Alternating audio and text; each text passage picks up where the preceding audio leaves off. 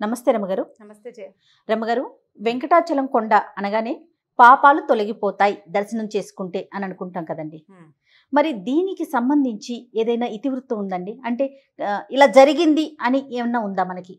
అంటే వెంకటాచలము అంటే పాపములు పోగొట్టు కొండ. దాన్ని మనం క్రమంగా తిరుమల చేసుకున్నాం. తిరుమల అంటే మల అంటే కొండ, మలై అంటారు కదా. మల అంటే కొండ, తిరుమల అంటే మహా అద్భుతమైనది, పవిత్రమైన కొండ. అయితే ఈ వెంకటాచలము మనకి సాధారణంగా మనం ఏం చెప్పుకుంటాం, కలో వెంకటనాయక అంటాం. అంటే కలియందు వెంకటనాయకుడు అని. కలియుగ ప్రారంభంలో స్వామివారు వెలిసి ఉండవచ్చు అని. కలియుగ ప్రారంభంలోనే స్వామివారు వెలిసి ఉంటారు. అప్పటి నుంచి ఉన్నారండి. అవును. అయితే ఈ కలియుగ ప్రారంభంలో ఏం జరిగింది, మనకి కొంచెం పూర్వకథ ముందులోకి వెళ్తే పరీక్షిత్ మహారాజు మరణించాడు. పరీక్షిత్ మహారాజు ఎట్లా మరణించాడు, సర్పయాగం కథలు అప్పుడప్పుడు మనం తెలుసుకుంటాం. అవును. పరీక్షిత్ మహారాజుని శమీక మహర్షి కుమారుడు శపించాడు. చిన్న బాలుడు, మా నాన్న మెడలో ఎవరైతే చచ్చిన సర్పాన్ని వేశాడో వాడు సర్పపు కాటికి ఎవడైతే అతడు అని శపించాడు. అంటే తక్షకుడు ఆవాహన చేయబడ్డాడు ఈయన పరీక్షిత్ మహారాజుని కాటు వేయటానికి. తక్షకుడు బయలుదేరాడు. తక్షకుడు బయలుదేరితే ఇది దావానలంగా ఈ వార్త మొత్తం భూమండలం అంతా వ్యాపించింది. తక్షకుడి చేతిలో ఈయన మరణిస్తాడు అని. అయితే దానికి ఒక గ్రామంలో కశ్యపుడని ఒక మహామంత్రవేత్త, ఆయుర్వేదవేత్త ఒక ఆయన ఉన్నాడు. ఆయన ఆయుర్వేదము మంత్రశాస్త్రము ఔపోసన పట్టినవాడు. తక్షకుడు కాటు వేసిన తర్వాత తన ఆయుర్వేద మంత్రశక్తితోటి రాజును బతికిద్దామని బయలుదేరాడు. తక్షకుడు కశ్యపుడు ఎదురుపడ్డారు, మాట్లాడుకున్నారు. తక్షకుడు తన పని చెప్పాడు, కశ్యపుడు తన పని చెప్పాడు. ఇద్దరూ చెప్పాక అయితే ఈయన తక్షకుడు ఏమన్నాడు, నేను మహాశక్తివంతుడిని, పైగా ఋషి శాపంతో ఆవాహన చేయబడ్డవాడిని. ఆ ఋషి యొక్క మంత్రశక్తి కూడా నా యందు ఉంటుంది, దాన్ని నువ్వు కాపాడలేవు, నేను కాటు వేసిన దాన్ని నువ్వు కాపాడలేవు, నాకు ప్రచండ శక్తియుక్తులు ఉన్నాయి అన్నాడు. అనేసరికి కశ్యపుడు అన్నాడు, కాదు నాకు అంతకంటే శక్తి ఉందన్నాడు. అయితే తక్షకుడు ఏం చెప్పాడంటే, ఇదిగో ఈ చెట్టు, ఒక చెట్టుని, దీన్ని పచ్చగా ఉంది, దాని నిండా ఆకులు పువ్వులు, పెద్ద చెట్టు, దీన్ని కాటేస్తా, దీన్ని బతికిచ్చి చూపించమన్నాడు. దాన్ని కాటు వేశాడు. కాటేస్తే అంత పచ్చటి చెట్టు మలమల మాడిపోయి విషానికి, అంత భయంకరమైన విషం, ఆకులన్నీ రాలిపోయి పువ్వులు రాలిపోయి మొత్తం దగ్ధమైపోయినట్టుగా ఎండు కట్టెగా అయిపోయి. కశ్యపుడు తన మంత్రం శక్తితోటి ప్రపంచంలో ఉన్న ప్రతి జీవరాశిలోనూ భగవంతుడే ఉన్నది సత్యమైతే ఇందులో కూడా భగవంతుడు ప్రతిఫలించాలని ప్రార్థించి మంత్రం వేశాడు. ఆ చెట్టు మళ్ళీ చిగిర్చేసింది, మళ్ళీ యథాతథంగా ఆకులు గీకులు అన్నీ వచ్చేసాయి. తక్షకుడు ఆశ్చర్యపోయాడు, అబ్బా చాలా బాగుంది, నువ్వు చాలా గొప్పవాడివే, అయితే నువ్వు ఎందుకు వెళ్తున్నావు అంటే, నేను రాజును బతికించి రాజు దగ్గర నుంచి అనంతమైనటువంటి సంపదను పొందటానికి వెళ్తున్నాడు కశ్యపుడు. ఆ సంపద అంతా నేను నీకు ఇస్తాను, డబల్ ఇస్తాను, రెండింతల సంపదను నేను నీకు ఇస్తాను, నువ్వు వెళ్ళిపోమన్నాడు. కశ్యపుడు ఆలోచించుకున్నాడు. ఆలోచించుకుని ధ్యానంలో ఆయనకి ఏం తెలిసింది, ధ్యానానికి కూర్చున్నాడు. పరీక్షిత్తుకి మరణం తథ్యం, ఆయనకి ఇలాంటి మరణం ఉంది, ఉన్నప్పుడు నేను ఎందుకు అడ్డం పడ్డం అనవసరంగా, ఎలాగో ధనరాశులు ఇస్తానంటున్నాడని ధనం పుచ్చుకుని వెనక్కి మరలిపోయాడు. తక్షకుడు ముందుకెళ్ళి పరీక్షిత్ మహారాజునికి ఆయన కాలానికి కావాల్సినది చేసేసాడు. ఈ కథలో చెట్టు మాడిపోయింది చూడు, ఆ మాడిపోయిన సమయంలో ఆ చెట్టు మీద ఒక మనిషి ఉన్నాడు. వాడెవడు, ఈ కశ్యపుడు ఏ గ్రామానికి చెందినవాడో అదే గ్రామానికి చెందిన ఒక కట్టెలు కొట్టేవాడు ఒక మనిషి ఉన్నాడు. అతను ఈ తక్షకుడు కాటేసినప్పుడు దాంతో సహా మాడిపోయాడు. కశ్యపుడు బతికించినప్పుడు బతికేశాడు. చెట్టు దిగి వెళ్ళి గ్రామంలో అందరికీ చెప్పాడు, ఇట్లా జరిగింది, కశ్యపుడు రాజుని బతికించడానికి వెళ్ళి తక్షకుడిచ్చిన అనంత ధనరాశిని తీసుకుని వెనక్కి మరలిపోయాడు, రాజును రక్షించడానికి వెళ్ళలేదు అని. దాంతో గ్రామానికి వెళ్ళిన కశ్యపుడిని గ్రామంలో బహిష్కారం చేసేశారు వాళ్ళంతా. రాజు చనిపోవటం తథ్యమైనా సరే చివరి నిమిషం వరకు నువ్వు ప్రయత్నం చేయాలి, మానవ ప్రయత్నం చేయాలి కదా. ఖచ్చితంగా రాజు మరణానికి నువ్వు కారణం, ఆయనకి బతికించే అవకాశం ఉండి కూడా నువ్వు తీసుకోలేదు అంటే రాజు హత్య చేసావు నువ్వు. రాజహత్య బ్రహ్మహత్యతోటి సమానం. రాజు ఎవరు, నా విష్ణు పృథివీపతి అంటారు.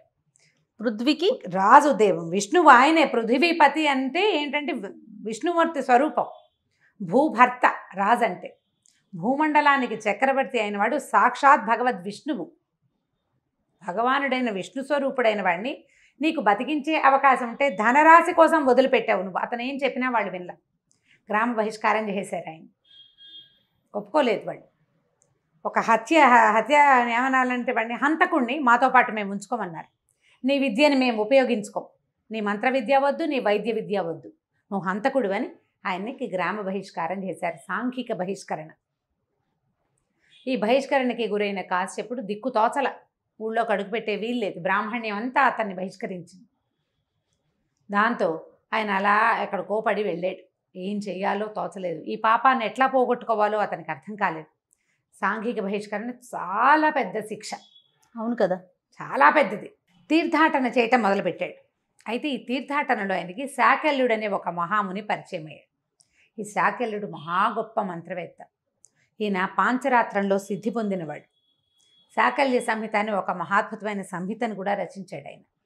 అయితే ఈయన శాకల్యుడిని ప్రార్థించాడు, ఈ కష్టం నుంచి నన్ను గట్టెక్కించమని.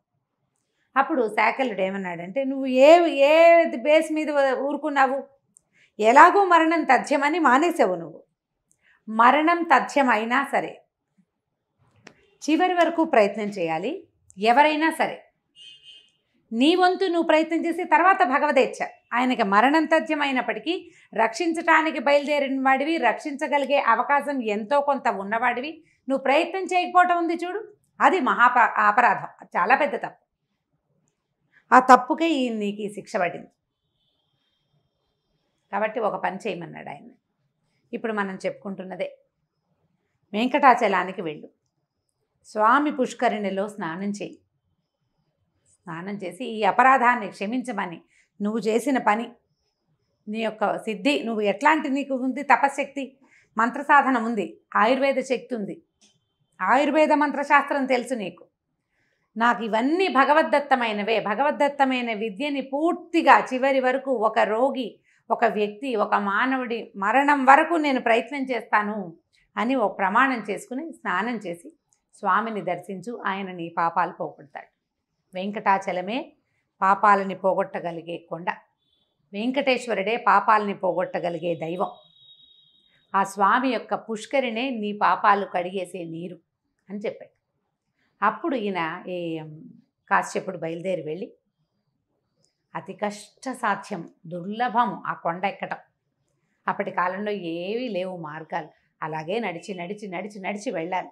స్వామి పుష్కరిణిలో స్నానం చేసి వరాహస్వామిని దర్శించి తర్వాత వెంకటనాయకుడిని దర్శించి తన పాపాన్ని పోగొట్టుకున్నాడు, తను చేసిన తప్పుని.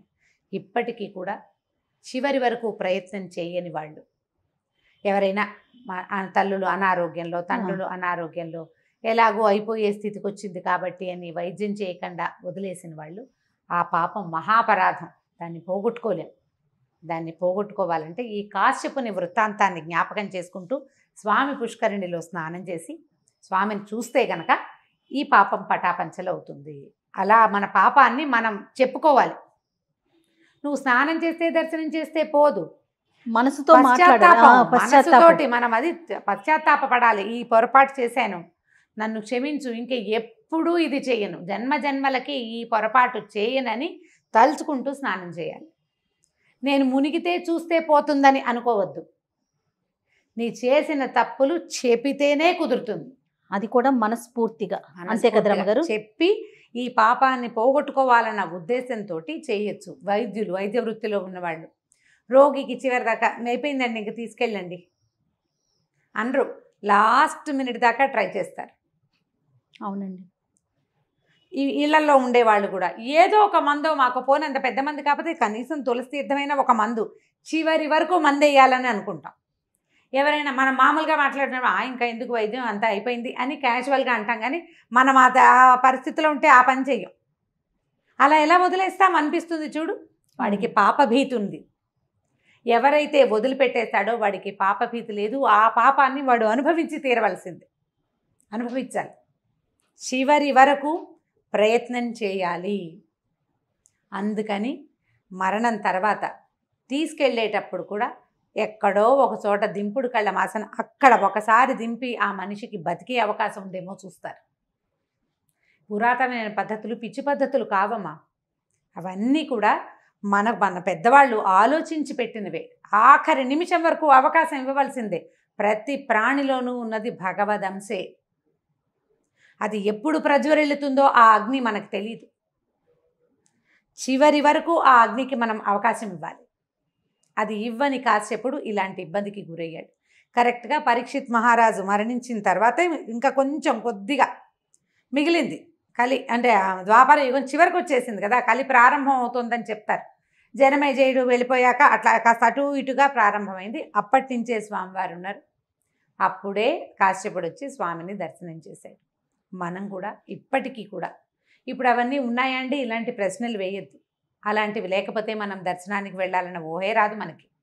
ఎందుకు చూడ్డం, ఎందుకు తిరుమలకు వెళ్తాం, మన పక్క సందులో ఉంటుంది గుడి, ఎందుకు మన ఇంట్లో ఒక పటం పెట్టుకుంటాం. అసలు దేవుడే లేడు, మనమే పుట్టామని భావిస్తాం. తర్వాత మనంతటా మనమే పుట్టాం, మనమే వెళ్ళిపోతాం, మన ఇష్టారాజ్యం. ఊరికి నోటి మాటకే కదా, లోపల తెలియదు మనకి. మనంతటా మనం పుట్టలేదు, మనంతటా మనం చేయలేదు, మనంతటా మనకి ఏది రాదు. అన్నీ భగవంతుడు ఇవ్వవలసిందే. ఆయనని ఇట్లా దర్శనం చేయాలి. నువ్వు చేసిన పొరపాటుని, అసలు నాది పొరపాటుని గ్రహించకపోవడం ఒక పెద్ద పొరపాటు. ఆ తెలివి వస్తుంది నీకేదో ఒక దశలో, ఇది నేను చేసిన తప్పు, ఇది నా పాపము అని నువ్వు భావించిన నాడు ఇట్లా స్వామి పుష్కరిణిలో స్నానం చేసి నా ఈ పాపాన్ని పోగొట్టమని ప్రార్థించి స్వామిని దర్శనం చేస్తే సమస్తమైన పాపాలు పటాపంచలైపోతాయని చెప్తారు. బా, మంచి కథ కదా, తెలుసుకోవాల్సిన విషయం అండి. ఖచ్చితంగా రమ్మగారు. నమస్తే. నమస్తే.